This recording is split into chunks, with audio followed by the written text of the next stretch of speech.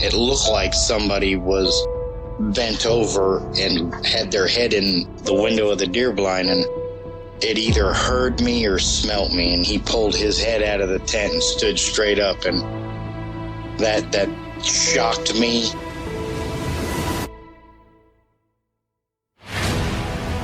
They don't make people that big. The way it moved, almost as if it was gliding across the beach. I've never seen anything move like that in my life. They were screaming at each other in gibberish. It sounded like a language, and they were chuntering away back and forwards, back and forwards, back and forwards. I know what a bear looks like, and there is no way on this planet that what I saw were bears.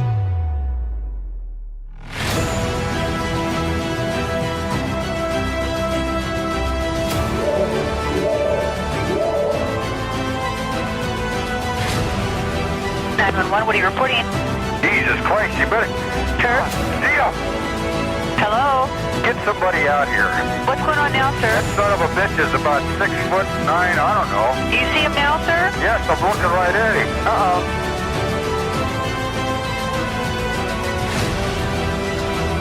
This is Karen from New Zealand, and you're listening to Sasquatch Chronicles, and I'm thankful that I probably will never have one of these encounters.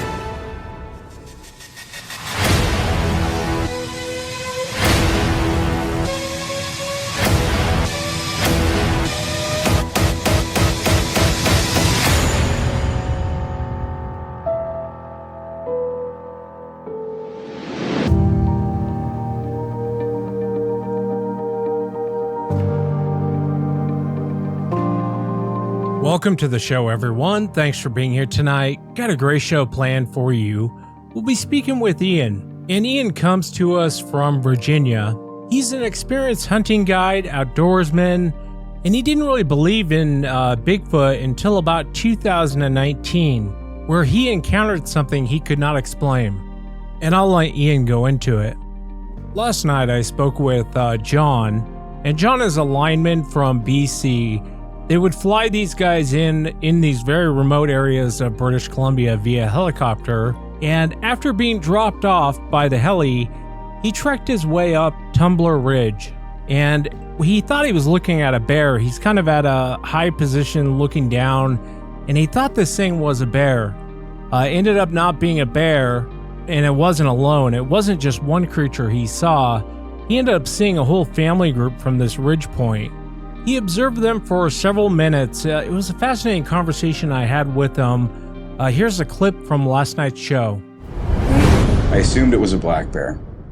But when I came into this clearing and I'm looking, and now I'm maybe that 50, 60 meters away from this black mass. And when I got into a clear spot, and I'm kind of low and moving slow, and I lifted my head and I look out over the top, and what it looked like to me, and almost instantly, right away, it wasn't a bear, because this thing wasn't laying on its stomach, but it was in like a tripod position. It had its left hand extended out in front of it, and the scree field is maybe like a 20 or 25 degree slope on a downward, so it's not super steep, but it's got some grade to it. And this thing's hand, and I say hand, it was a hand, like my hand, for the most part. But and I want to thank John again for coming on. If you've had an encounter and you'd like to be on the show, shoot me an email.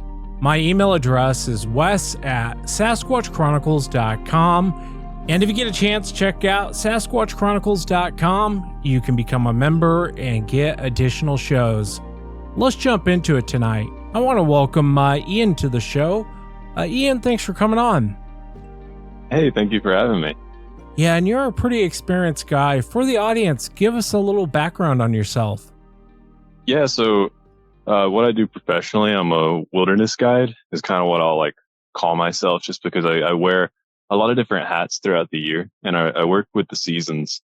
But my main profession right now is definitely hunting guide, just because it's the one thing that kind of makes the most money, and it's also the most skilled thing that I do. I started guiding in general back in 2021, something like that. It was a couple of years ago, and I started as a whitewater rafting guide. I did that for 2 summers. The whitewater rafting guide spent a lot of time outdoors. We lived in shacks. We didn't have running water. We didn't have any of those luxuries. We had one big community kitchen, literally lived in the woods. I think I wore shoes like once or twice throughout the summer, just always barefoot. And that was in Tennessee, so still in the Appalachian Mountains. And then after that, became a ski instructor. So I've been ski instructing every winter since then. 2 years at Taos, New Mexico, and then 1 year in California. So ski instructing, outdoors, all of that stuff, but it is at a resort, so it doesn't feel as outdoorsy. But then I got into guiding Western big game hunts about 3 years ago. So I'm going on my third fall now. So I guess like 2-ish years ago. So yeah, I'm about to ship out for my third fall here in a couple of days. But yeah, it's pretty awesome. I've been a part of dozens of elk hunts, dozens of mule deer hunts and antelope hunts. Spent a lot of time way out in the woods, far from roads, far from cell service, all that sort of stuff. Well, if you would, take me to 2019 in Virginia. What were you doing and what happened? So I had just gotten a new tent, and my friend Sam, he had just gotten a new hammock that he's going to start hammock camping out of. And we were super excited to go camping. I think this was like early summer, like springtime, because it was just warm enough where you could go camping without like freezing your butt off. So we're like, yeah, dude, like, let's go camping. Basically, like the way I grew up, I know a lot of people don't grow up this way. I lived in a wood house, like a log cabin style house in the woods, like down a dirt road. In front of my house is a field.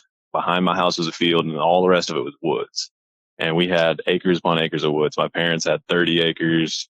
My grandfather had over 100. My uncle had over 100. And they were all kind of connected. And, in Appalachia, it's like we don't have like giant mountains. We have hills and hollers, and so you're looking out across everything, and you're seeing it as like, oh, yeah, it's just rolling hills. But once you try to cross those hills, you realize that everything is connected with like super deep hollers. And everything's super deep in the hollers, it goes really far down. And so where my house was situated, it was on a hill, and down below it was a holler. And there's a little stream that goes through there, and we deer hunt through there, and we would squirrel hunt through there. But we always wanted to go camping down there. So me and my friend Sam, we got our new camping gear. We went down in there, and we set up camp real close to the creek. I put down my tent, and I put my tent on top of a tarp.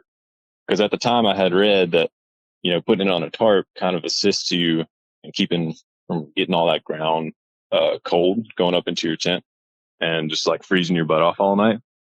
So I put mine on a tarp. We had a little fire hanging out. And I do want to mention we were not drinking, because at the time we just didn't really drink, like once in a blue moon, maybe we would, but we had hit our phase where we just didn't want anything to do with it. And we were kind of just focusing on school and everything like that. But yeah, so we weren't drinking at all. We were just down there, had fire. We're sitting there hanging out and talking, and there's only so much time that can go by if you're not partying and you're sitting in the woods, where you kind of get a little bored, just talking to each other. And one of us has the idea. I can't remember exactly who had the idea, but one of us had the idea that we should start doing tree knocks and, see what happens. And it was kind of a joke, and I'm picking on my buddy Sam. I'm like, yeah, man, like we're going to find Bigfoot or whatever. So we grabbed some sticks, and there's a big poplar tree that we were tree knocking on. And we start tree knocking. And where our camp is situated, we're like right next to a little stream. Behind us is a super steep hill. In front of us is another super steep hill and other like ravine type canyons that go up these hills and kind of splinter up. Like, how if you find a spring and you follow it down, you'll find that there's all these other little springs that join in at a larger creek. And all those other little springs are, basically the bottom of these deep cut valleys.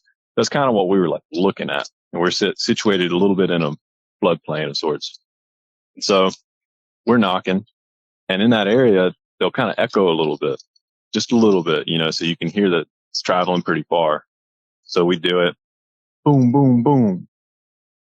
Boom, boom. Boom, boom, boom. Just kind of putting a rhythm to it. After a couple minutes, we start hearing knocks coming from in front of us. And I look at my buddy Sam and I'm like, dude, did you just hear that? And he's like, yeah.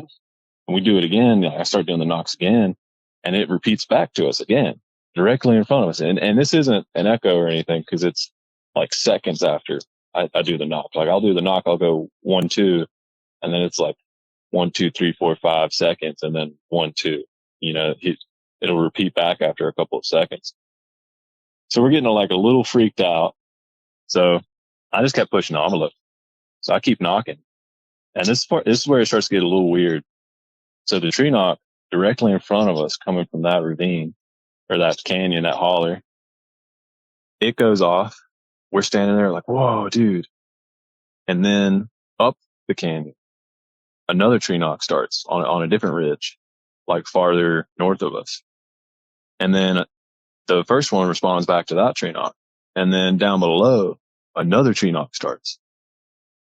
And now we're like standing here looking at each other. And I'm like, dude, what? And my buddy at this point is like, dude, you gotta stop. Like, no more of this. Like, he's getting really freaked out. And we're both kind of amazed. We're both kind of like, just confused, I guess is the best way to put it. Of what could that be? Like, it was that moment where I'm trying to be the naysayer.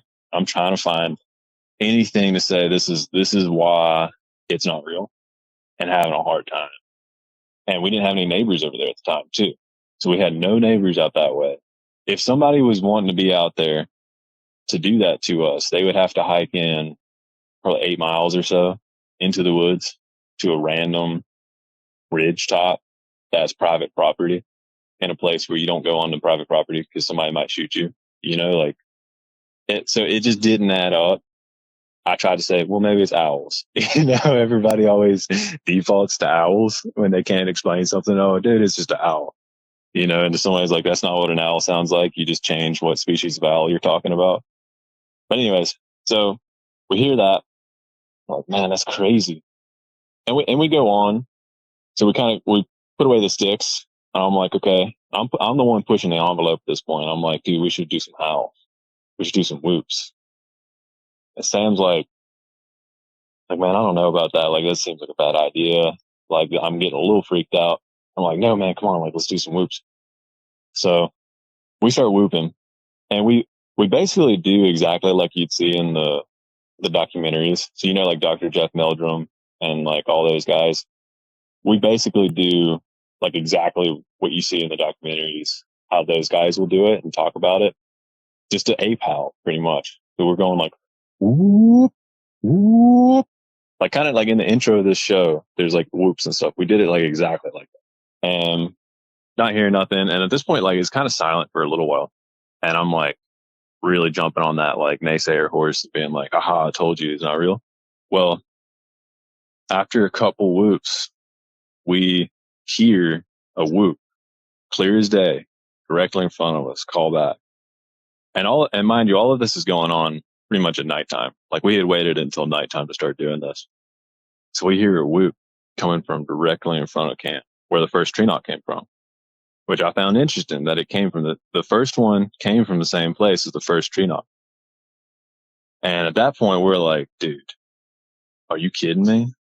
Because a tree knock, it's like whatever, coincidence, blah, blah, blah. But a whoop is like, hold up a second. There's nothing here that sounds like an ape. That doesn't make any sense.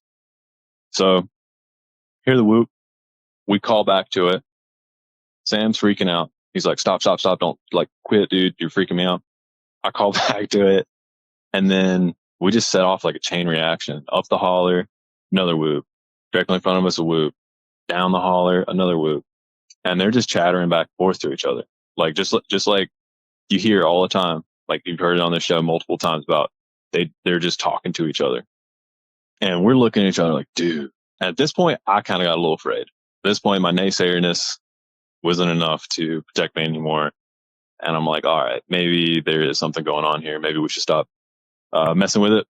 But at that point, it was kind of too late, right? Like we had already made ourselves known in the area. And where we're camped, like I was saying earlier, it is like a long hike from where my parents' house was. It is way down in the holler, way down in there. We had to pack our stuff in pretty far to get down there. And there's no roads, nothing around. It's just the woods. So yeah, we're pretty freaked out. And at this point, we basically give up antagonizing it. Both of us, like I finally agree with Sam. I'm like, okay, let's stop antagonizing it. Then we sit around the fire and we don't hear nothing for a while. And I'm telling Sam, I'm like, yeah, dude, it's just an owl. You know, I keep holding on to that. Like I just didn't want to be like, yeah, it's a Bigfoot. Cause I guess I thought to myself, maybe if I'm like, no, it's not real enough. Then if it is real, somehow it'll know that that's my attitude and it'll come out and show itself. You know, like that's kind of how I felt. So yeah, and we're hanging out around the campfire. I could tell Sam did not want to go to bed. He did not want to go to bed. And we had a gun with us too. We had a 30-30 rifle. Anytime I went in the woods, I'd bring a gun. Like I never went to the woods back home without a gun. I'll go into the woods out west without a gun, depending on what, where it is. But back home, I never would. And it's weird because, out west, I've been in grizzly territory. I've been in cougar territory. But back east, you don't have as many cougars and you don't have the grizzlies. But I still just feel that a lot of times, like, I don't know, just a weird feeling back home. Like I always have to have a gun. Out here, I feel a lot safer, which is strange. So we had a 30-30 with us. And Sam did not want to go to bed. Didn't want to go to bed. And I know why, is because he's in that hammock and he's afraid that he's going to be a Sasquatch hot dog that night. He just did not want to go to bed. And so he's just talking and talking and talking, trying to keep us from going to bed. And finally, I'm tired. I've had enough of hanging out around the fire. So I tell him, like, all right, like, it's time to go to bed. Like, come on, let's go to sleep. So we lay down to go to sleep. And we had a little pile of firewood saved up. We didn't have much, and we didn't bring firewood with us because it's too far of a hike to bring like stacks of firewood. We just brought a saw and an axe, and we had cut some before we had gone to bed, or before the night had fallen on us. And so Sam had like a little reserve of firewood, and I had crawled into my tent and basically just forgot about the world. Was trying to go to bed, but I could hear him. Every time the fire would go down, he'd get up and throw a bunch more firewood on it because he didn't want that fire to go out. And I know why, is because every time the fire, went out and it was pitch black again, because, especially down in those hollers with thick trees and woods, it don't matter what kind of moon it is, don't matter how clear it is, it's dark at nighttime. You're nestled in between two, tall ridges. It's just dark. It can be kind of spooky. So every time the fire would die out and it comes dark again, is the weirdest thing. No birds, no critters like that moving around camp, but you could hear something moving around camp. And it's really freaky because you spend enough time in the woods. Like I grew up hunting, grew up fishing. We would cut wood for heat in the winter. We'd cut wood and that's how we heated our home in the wintertime. Spent a lot of time in those woods, and you get a sense for what movement is what. You can hear as a squirrel goes through the brush, it's a squirrel. You can hear as a buck goes through the brush, it's a buck, a bear, so on and so forth. And we could hear around camp something big for sure, but we weren't sure what exactly it was, but it was something big. And the weirdest part about it is it was circling camp. And it's not uncommon to have like a deer or something walk by your camp when you're sleeping. But this is like walking around our camp. And the freakiest part is as the fire would die down, it would get closer and closer. And that's why Sam kept freaking out, throwing all the firewood back on the fire and getting it built up to keep whatever that was at bay. And every now and then he'd say something. He'd be like, Ian, do you hear that? Like, do you hear that? Like, dude, tell me you hear that. He's freaking out. And I'm at this point, I got a little short with him. I got a little upset. I'm like, dude, like, it ain't nothing. It ain't real. It's just like, you're hearing things, you're hearing the wind, and you're hearing a possum that's coming over here because it wants to get food or something. It thinks we have food, and which we didn't. We didn't bring anything with us. But that's what I wrote it off as. Like, oh, dude, you're hearing a possum. So we keep camping, and eventually Sam runs out of firewood, because where we didn't bring firewood with us and we had cut it up, we were cutting up really dry, just like soft wood type firewood, like poplar, things like that burns just real quick, pines and stuff like that. We didn't have any good hardwood, because that's a lot harder to cut down. That's a lot harder to saw. So we didn't mess with hardwood. We were just using those softwoods that's easy to gather quick. So he burns out of his firewood really quick. So now it's pitch black, and he's hidden in his little hammock. I got the gun next to me, and I'm thinking to myself, finally he ran out of firewood so we can go to sleep. Because I was pretty annoyed of hearing him jump up and down and throwing all these logs on the fire and everything all night long. So we finally start going to sleep, and you can hear all the noises around camp. I mean, just like movement all over. And there's this like oppressive feeling that like we're just being watched or something. It's kind of how it is, just a weird feeling. It's like hard to explain. And still in my mind, I'm like, it's not real. It's nothing, not real. And I have a gun. Therefore, I'm the biggest, baddest thing in the forest right now. So I actually started nodding off to sleep a little bit. I was in this dream state that was like halfway between sleeping and halfway between being awake. When you're just about to fall asleep, but you can still hear things. And I'm hearing all these noises around camp. And it's getting like louder and louder. And I'm thinking like, I'm in a dream, I'm thinking I'm hallucinating. I'm in a dream. You know how that'll happen. You'll hear things from your dream, and you'll think it's in the real world, but it's just from your dream. So I kind of write it off in my mind. I don't see it as an alarm. Then far off in the woods, I hear something just break out into a run, just a dead sprint straight towards us.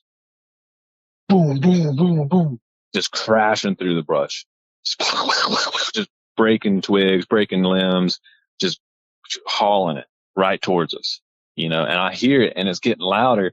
And there's a certain point where I start waking up, and I start like rising up, and I open my eyes, and I think to myself, this is real. This isn't a dream. This isn't a hallucination, nothing like that. I'm not halfway between sleeping and being awake now. I'm fully awake, and I'm like, this is real. Like whatever it is running towards me. This is all happening within the span of like 4 seconds. Boom, boom, boom. And then I hear the steps go from leaves to tarp. So it goes from leaves to tarp. Well, my tent is situated on the tarp. So it's standing right next to my tent, like right at my tent. And I'm laying here, and I actually at this point, I'm fully awake, and I'm like frozen. I can't move. Like I'm literally frozen. Could not move. And I guess it was partly just because I was so afraid. I think at that point the jig was up.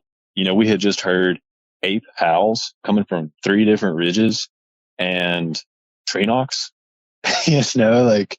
So in my mind at that point, I'm like, all right, this is a freaking Bigfoot. I'm like, I can't be a naysayer anymore. This is a freaking ape, man. And there's nothing else to it. Like I can't write it off anymore. So I hear this, goes from the leaves to tarp. This is all one fluid motion, right? I'm laying here, I'm frozen. I hear up above my tent, probably, 7 feet, 8 feet in the air. It was high up above my tent. It sounded like it was directly above my tent. I hear this noise. It goes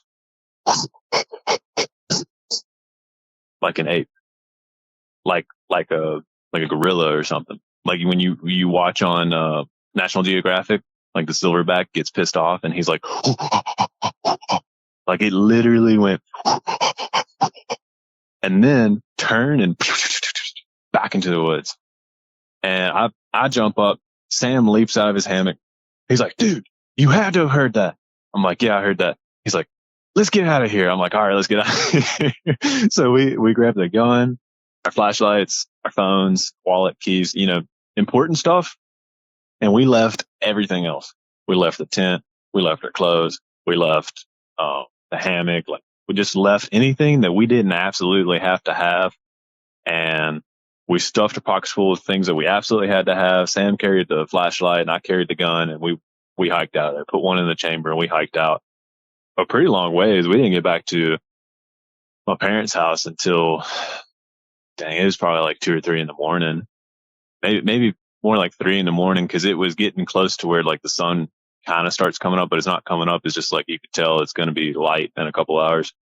And that was pretty much it. That was pretty much the experience. And I've had other experiences in that area specifically multiple times, and my brother has as well. And I could talk about that too if you want me to. Yeah, scary night. It's kind of hard to put it to a known animal. You guys never got a look at what this thing was, did you? We never did. And see, that's the thing that like this story I held on to for a long time. I didn't tell anyone about. I only recently put it on my blogs for friends and stuff to see, and then also started sharing it with people because I'm like, man, like you got to share the story.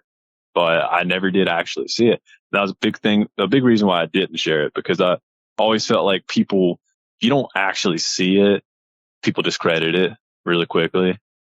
But I don't, man, with my experience and I've been around bears, been around cougars. I've been stalked by cougars before. Like I've literally been stalked by a cougar before, you know, so I know the energy of these animals. I know what it feels like to be around them. I know what their eyes look like in the dark, even if I don't see them. It's literally my job. So, and I look back to that and I'm like, it couldn't have been anything else. Yeah, I will say, you know, most of the time when these things come into people's camp, they never see it because they never get out of the tent. A lot of times they're frozen in fear, like how you described. And it goes to show how scared you guys actually were.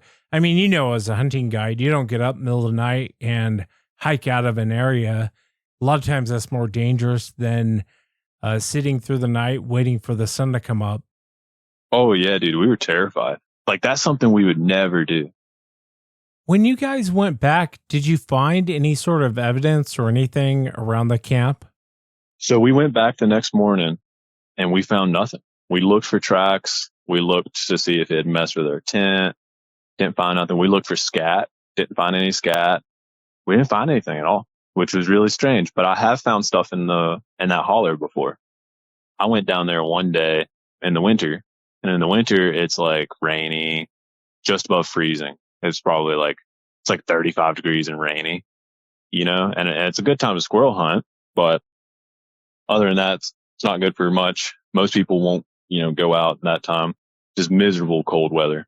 And I went down there squirrel hunting, and something I do is I always check, but just past a log or something or a stick in a trail, because that's where you're going to find tracks. Because the animal, it sees that log or that stick going over the trail and it steps over it. And so you get a good consistent track just beyond that obstruction. And there was a log with some mud just beyond it. So I see that little mud patch, see the log. I go down there to see if anything had traveled past. And I found, I kid you not, a perfect human footprint. Like perfect looking human footprint in the middle of the woods, way deep down in there, miles from the nearest road, and tens of miles from the nearest house that didn't belong to my family. So I get real close to it looking. Looks like it has dermal ridges. Perfect human footprint, but here's the catch. It's not 15 inches long. It's not 22 inches long. This sucker is like 8 inches long or so. It's super tiny. And that was the thing that got me. I was like, dude, what? Because it couldn't be a person. Nobody's down there. If you were out there barefoot, you'd freeze. Like in that kind of weather, like you get hypothermia. That was the weird thing. It was like literally a human footprint, which kind of got me thinking about people have those theories about Appalachian feral people. And that one I've always written off. The Appalachian feral people thing, I've always been like, I could believe in a Bigfoot, but like feral people, no, dude. Like I grew up in Appalachia, it's not real. Like, no way. But seeing that, I was like, because if it was like 20 some inches long, you're like, okay, this is a Bigfoot, or whatever. Like, okay, we got a Bigfoot track. But if it's within the realms of possibility for the length of a human footprint, it's just weird. How do you explain that. I don't understand. Yeah, I don't think every track you're going to find is going to be 20 inches long. I remember David Ellis from the Olympic Project. He had actually given me a cast of a footprint that he took, and it was like a baby footprint. It was a little weird, but I would compare the size to like a baby. When you and your friend actually talked about this incident, what was the conversation like? We basically like, dude, this is real. Like, this is real. And then also we kind of joked about it. We joke about things all the time. We always are joking about something. But we kind of joked about it where we're like, okay, well, now we have a story that we can't tell anyone ever. Because like, I like in my personal life, I'll tell some people, but I don't tell people this story very often unless I think there's someone who's going to actually like believe it, because we talked about it, like, you're cursed with the story you can't tell, and I do like the fact that people are getting to where they're talking about this more and more, because it makes other people feel better about being able to talk about this. And that's part of why I came out to start telling the story. But yeah, that was kind of our conversation. It's just like, well, now we got a story we can't tell, and that was crazy, and we're never going to do that again because that was scary as well. Yeah, I get it. I always chuckle inside when you have a skeptic banging on a tree. I often think, be careful what you wish for. In that area, you had said there was other experiences. Tell me about them. I had one. This one was really crazy. So I mentioned earlier, my house it's on a hill, and in Appalachia, you got hills and hollers. So you got the hill, and then the holler's going to be super deep down next to the hill. So my house is on the hill, and it was situated in the middle of 1 acre that was just a yard. We had some fruit trees, and then in front of it was a field, and behind it was a field. So the field behind it, it's gently sloped down pretty far. So my house is at my childhood home is 2,600 feet above sea level. And then the bottom of this holler was like 2,000 or so, so it goes down really like 600 feet. It goes way down in there, but it's a gentle slope all the way down. It's pretty steep. So that was a good place to go squirrel hunt, because at the end of the field started this big pine barren, and the squirrels love the pine nuts. And then right next to it as well was a bunch of oak trees, and the squirrels like the acorns. So I would go squirrel hunting a lot. And I know a lot of people that aren't from Appalachia find it weird, or they're not used to it. But, out in Appalachia, you eat squirrels. It's just something we do. You make squirrel dumplings. So you go squirrel hunting, you shoot like 3 or 4 of them, take them back home and cook them up. So I'm going down there, and at this time I was probably, 15 or so, around that, 14, 15 or so. I was pretty young, but I wasn't like super young. And I'm going down in there, and I've got a 22, and the 22 that I had, it was one of those that you load through the stock. You put all the bullets in the stock, and you put a rod down it, and you twist it. And that's how you put all your bullets in there. Well, if you want to take your bullets out, you got to undo that rod, and you got to go through this whole process to get the bullets out. So generally, when I got done using that rifle, I would just shoot all the bullets that I had left in it. It was also more fun that way. And 22 is a cheap round, so I wasn't really concerned with saving them. So I go down in there, and at this time I'm still hunting, and I get through the field, and I get to the pine barrens, and I've had another experience in that pine barren I could tell as well if you want to hear another one. But anyways, I'm in this pine barren, and I'm kind of walking the edge of it, the pines and the oaks, because I never really liked going in the pine barren real far. I would go a couple of steps into the pines, go through a couple of them, but I never really liked going to the middle of that pine barren because it was just creepy in there. So I'm kind of walking the edge, and I'm chirping. When you're squirrel hunting, you're making a squirrel noise. You kind of chirping. You go like that. I'm doing that noise. And, in Appalachia, it's like the part that I'm from is the Blue Ridge Mountains, and it's like a spotty rainforest. So here and there are areas that get so much rain that they're considered rainforest, temperate rainforest, but it's not the entire area. So it's like all these isolated thunderstorms and isolated storms, and there's a lot of water. It's warm, a lot of life, and you're always hearing birds. You're always hearing squirrels. You're always hearing something is flying around, making noise, buzzing, bugs, especially in the summertime. You're always hearing bugs. I'm going through and everything just gets silent, totally silent. And I'm like, you know, and I get that weird feeling, you know, back home going through the woods, every now and then you just get that weird feeling and you know, you got to go home. Like you got to get out of the woods, you know, like get out of the woods as quickly as possible. If that means going up to the road and walking along the road back home, do it.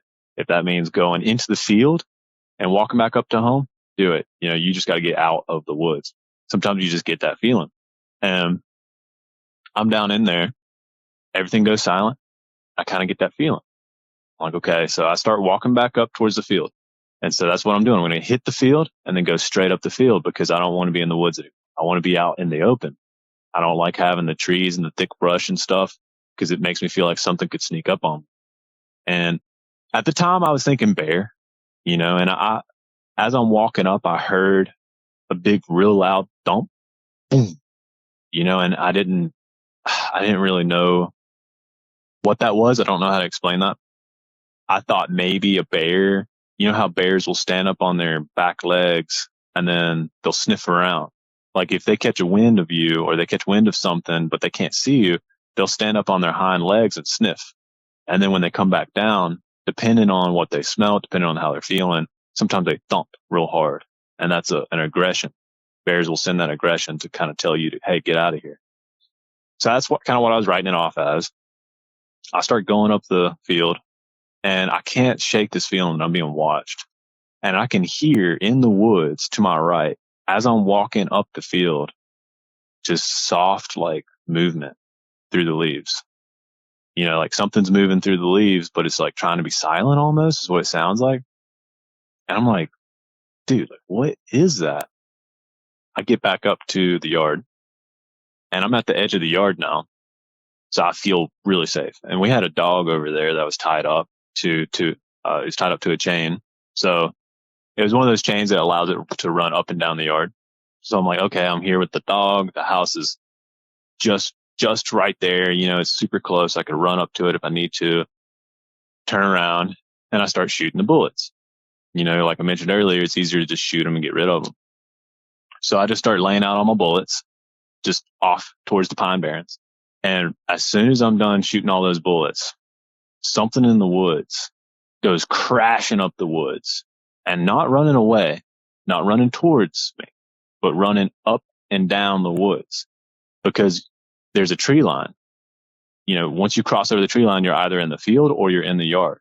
And whatever it was would not cross the tree line. It just goes up the woods, back down the woods, just up and down. And I'm like, no way. And I run up to the house. I get my parents, I have them come outside and they're listening to it. I'm like, what is that? And my dad's like making his face. He's like super confused because bears don't do that. Bears aren't afraid to show you, hey, I'm a bear. Like bears will just appear. They'll just be like, hello, you know, like, or if they're afraid of you, they'll run away. You know, they're not like a bear isn't trying to hide itself within the tree line. My dogs start going crazy. They're barking. After a minute of the dog barking, it goes and it hides in its doghouse. And my dad's looking around and I'm like, dude, and we didn't never see anything that time either. So whatever it is wants to remain hidden, I suppose. And I always, growing up, I wrote that off. It is a bear. That's what I wrote it off as, even though it just doesn't really line up. My family has been there since the 1700s, like not just in that town, but I mean like in that patch of woods. There's an old foundation of a house way down in the holler, like down from where we were camping from the original story. There's an old foundation of a house down there. And it's not like it has wooden boarding or anything like, no, like this is a house from 17 something. This is a house from before people were legally allowed to settle in Appalachia and it was still quote unquote Indian territory. And it's just all it is just the stones that they stacked up to have as their foundation for their house. And you can go down there and you can metal detect and stuff and find little scrap pieces of metal from that period and from later on when people still lived in that one little spot. We've been there a super long time and it's still just woods. And down below my house, a little bit farther, like if you follow the creek that we were, or I should say stream, it was a really small stream. The little small stream that we were camping near, if you follow that down, you'll end up at a creek. And that section of the creek, real close to where I live, just a couple miles away, that also, my family used to live over there. And up until, I don't know, about 15 years ago, no one lived down there at all. And it still has some of the only old growth timber in the county over there, because it's where the creek cuts through the mountains. It's so deep and so steep right there. Like the hills are so steep that some of those hills you could never get the logs out. So they never fooled with logging over there. And growing up, I would walk down to that creek to go swimming all the time. I would walk in there. And when I was growing up, I still remember at a really, really young age, nobody living down there. It's called Copper's Hill. It's what it was originally called. Nobody lived down in there. And it was one of the last like wild places of our county with old growth timber. And I would walk down to the creek and we would swim and then we'd walk back home. And then probably when I was around 8 or 9, they put a gated living home or a gated community over there. And so there's like 3 or 4 log cabins down there now, and they're really spread out away from each other. It's all dirt roads. But yeah, so now there's some people that live down there, but there's only like 1 or 2 people that live there 24/7 year round. But I've always thought that whatever it is, as people settled the area, it kind of shrank its range into the old growth. And that's why it's, over there, is because of that old growth timber over there that hasn't been touched. And there's caves over there too that I found as a kid, and old mines, old copper mines. So sounds like a good environment for them for sure. Kind of going back to your encounter for a moment, even a skeptic would have a hard time describing what natural animal came into your camp. I mean, if you don't believe in Bigfoot, a gorilla must have come in. What do you think Sasquatch is? What's your take? Man, it's really hard to say, because because the whole idea of Sasquatch, I think, is really like, that's like the most believable, or the most, I don't know. It's the one that just makes the most sense. Or is like, yeah, like that's possible that, North America has a large ape that is still undiscovered in some kind of way. Who knows? But the idea of like feral people to me is just like, that's just so far out. I'm just like, I don't really see that. Maybe somewhere like in West Virginia, really far out. But where I'm from, I have a hard time believing that as much. But also at the same time, it's like, dude, I don't know how you explain it. And also at the same time, for me, it seems like whatever it is it's more complex than like flesh and blood. That's what it seems like to me. And I have other experiences I could tell you about that kind of lend me to feel that way. One specifically about the Pine Barrens, but part of me is like, maybe it's some kind of Sasquatch type being, and I feel like maybe they have some kind of advanced spiritual powers or something. I have no idea, but there's just a lot of weird stuff that goes on out there. Beyond Sasquatch, I mean, you're out there in the woods a lot. What's the weirdest thing you've come across? So that creek, a lot of times when it would snow, we didn't get a lot of snow, but once a year we get maybe 2 feet of snow. That was a good snow for us. So one year we got 2 feet of snow. So I was in high school at the time. School's closed. Nothing else to do. Can't get to town. I didn't live near town. I lived way out in the woods. So I go hiking down to the creek. Anytime it snowed, I love going down there. There's one hill. There's the tallest hill in the area. Is around like 3,300 feet. You get to the top of it and look around and just see everything covered in snow. It's beautiful. And then could hike down that hill all the way down to the creek. So I go down there and I'm looking at it. The creek was always super beautiful in the snow. Sometimes I would try to fish it. So I go down there and I'm looking, and this is fresh snow, no tracks on it, just fell that morning. It had just fallen over the night in the early morning hours. And this is like morning time as I'm hiking around. And I find this set of tracks that is coming out of the creek, like coming straight out of this cold water creek, this pretty large creek, about the width of a road, maybe the width of the road and a half or so, like 3 or 4 lanes of traffic width of the road. Pretty big creek. And these tracks are coming out of it, and they're spaced out, because I'm really tall. And ever since, even at that time, I was about 6'5" or so. And so I can measure things with my stride. My stride is around 6 feet or so. I have a pretty long stride, or I don't know if it's 6 feet, but I have a long stride, so I can usually measure things against my stride.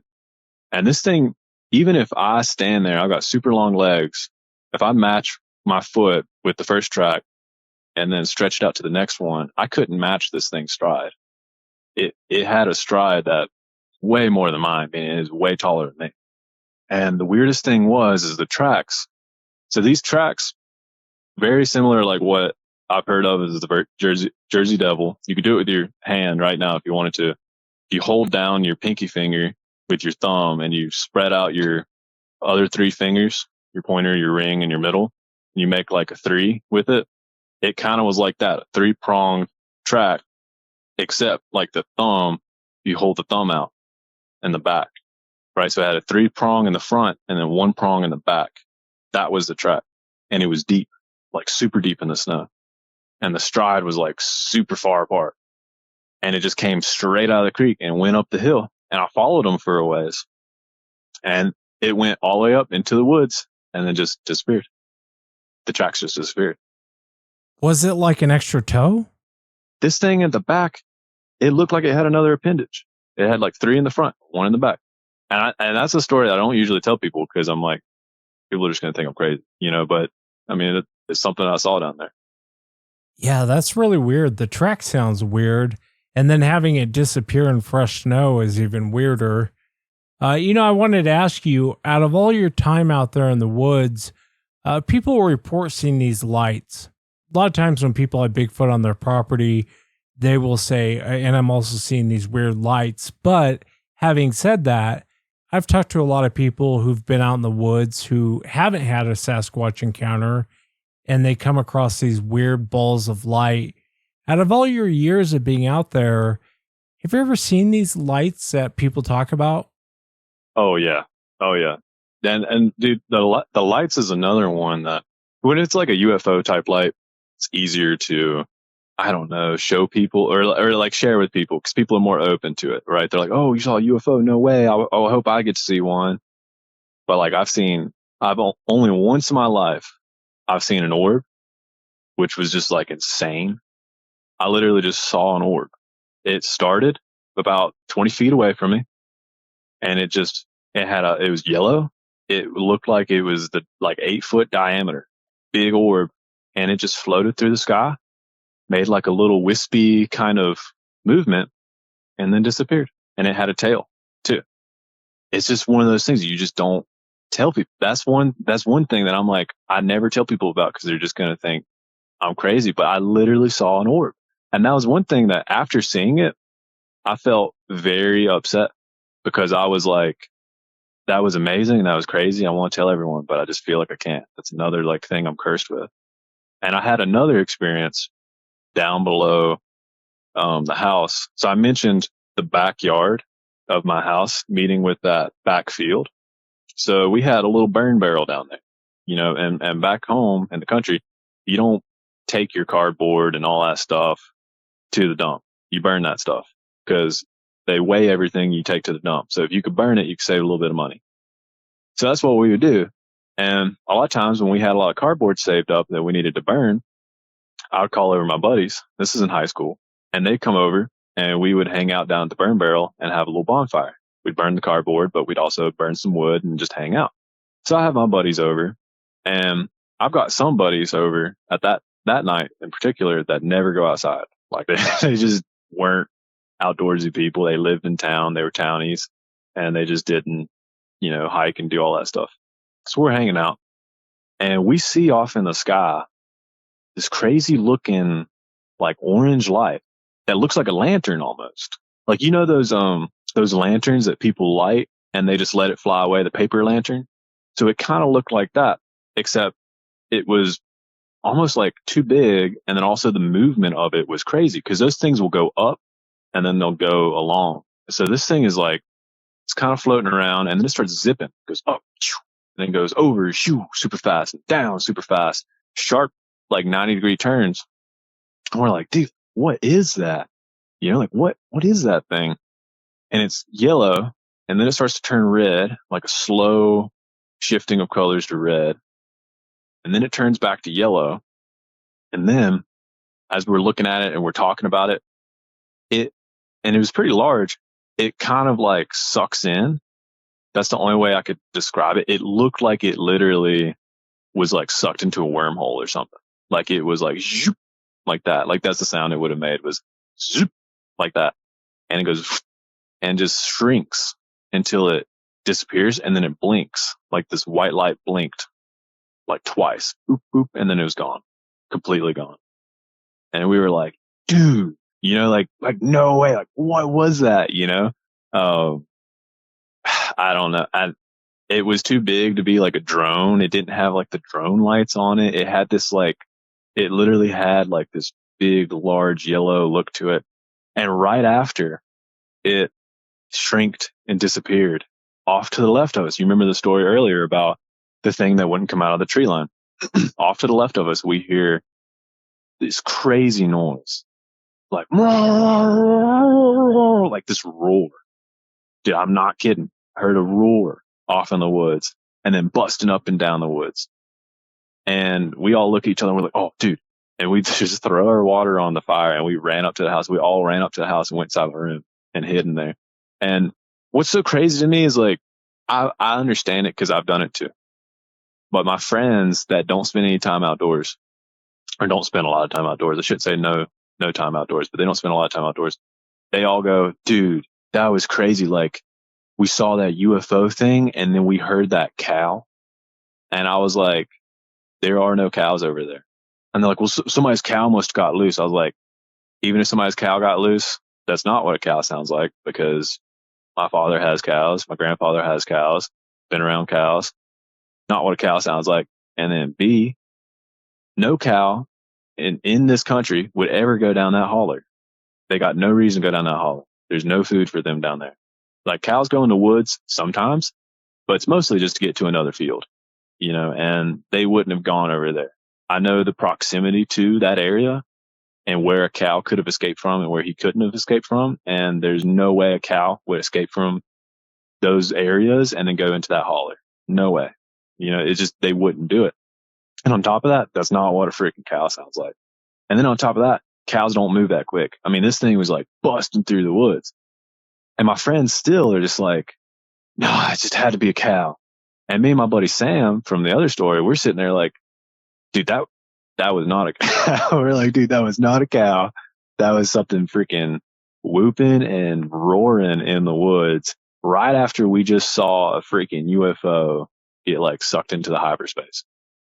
Yeah, I've seen the lights on 2 occasions. I would say the average size is from a baseball to a soccer ball, but I have taken, over the last 10 years, many reports of these lights and even from eyewitnesses that describe a larger ball of light, kind of like what you're talking about, Ian. What's your take on those lights? What do you think that they are? I don't know, man. I go back and forth on it. I look into it a lot, where part of me thinks it's, people talk about like secret technology, maybe, and I was guiding in New Mexico. New Mexico's a UFO hotspot. There were nights when I was out there at midnight, 1 a.m, packing elk out, walking through, miles of backcountry with an elk on my back, or pieces of an elk on my back, just trying to get it back to camp. And you would think at that moment I'd be afraid. You'd think at that moment I'd see a light or something. But the area that we were in, never saw anything. I never saw anything. Never felt weirded out, freaked out by the woods out there. Was comfortable, happy as could be. I was literally stalked by a cougar one night out there. Literally saw it. I mean, something that I saw with my eyes stalking me in the middle of the night. And I still, to this day, would go out there in the middle of the night and feel less fear than if I were to walk down to where I'm, this place that I grew up right next to and I'm describing to you. And the lights, man, I don't know. 'Cause like out there in New Mexico, I never really saw that many lights. Never really seen anything. I can't think of anything that I saw in New Mexico. I lived there for 2 falls and 2 winters. Never experienced anything crazy out there. I don't know. Some people say it's like secret technology. And to me, it's like maybe. Some people try to say it's aliens. To me, it's like Maybe. I don't know. I've got no idea. I think the idea that it's secret technology is probably a better idea. I've heard the theory that they're going to try to say like aliens are invading or whatever, and then basically declare ultimate martial law over the entire world, and maybe that's it. Who knows? I got no idea. But personally, I just don't really think about it a whole lot. And what's strange is like my whole career has followed this vein of curiosity. Like I love the woods, love spending time outdoors. I've always been curious about these things. And you hear the story of the hunting guide that saw this or saw that. You hear the story of the fisherman that experienced this, experienced that, whatever. So I've always heard that growing up and thought, man, like I want to get to the bottom of this. Like I want to experience that. Like there's no way that's real, but I want to see it if it is real. So, and I love the outdoors. And so I got into the outdoor industry, and now I'm at this point where I'm like, okay, I've experienced things and I can't describe them or I can't write them off, and I've experienced things outside of Appalachia as well. And I can't write them off. And then I've also met people who've experienced things and told me wild stories from all over the country. And now I'm kind of like, I feel like cursed a little bit. Like I keep saying that you're cursed with this story or you're cursed with this experience because there's a lot of people that aren't going to believe you, but it happened. And in your heart, it's real, and even me growing up, when I was interested in Bigfoot, I was still skeptical. I'd hear people's stories and I'd go, wow, that's interesting. I don't know if I buy it, and now I'm on the other end. Yeah, well, I really appreciate you coming on and sharing your experience, Ian. The lights are a mystery, man. I wish I had a great answer for what they are. It is kind of interesting, though, that you saw the light blink out and then heard the vocalization from the wood line. That's very interesting. I really appreciate you taking the time to come on and share what happened to you. I really enjoyed chatting with you, Ian. Yeah. Thank you. I appreciate you having me on. Out of curiosity, would you care if I linked like my Substack for people to find if they wanted to find it? Is that something that you do? If not, it's okay. No, I don't mind at all. What's your Substack? Yeah, if people are interested in hearing what I'm doing or keeping up to date with me, if I have any more crazy experiences, I'm probably going to call you or email you and hit you up again. But if people want to keep up with just my travels and everything, and then I put stories like this on my Substack as well. I also have a written out version of the tale on my Substack too, if people want to go find that. But my Substack is called Stretch Times, and it's just on Substack.com, but it's called Stretch Times, kind of like the New York Times, except Stretch, which is my guide nickname. Yeah, I'll include a link underneath the show, Stretch Times, and people can go check it out. Thank you again, Ian, for coming on. Yeah, thank you, Wes. It's awesome. It's really cool to be a part of the show. I'm a long-time listener, so it's really awesome. Thank you. Thanks, brother. And that's it for tonight, everyone. Remember, if you've had an encounter, shoot me an email. My email address is wes@sasquatchchronicles.com. And if you get a chance, check out sasquatchchronicles.com. You can become a member and get additional shows.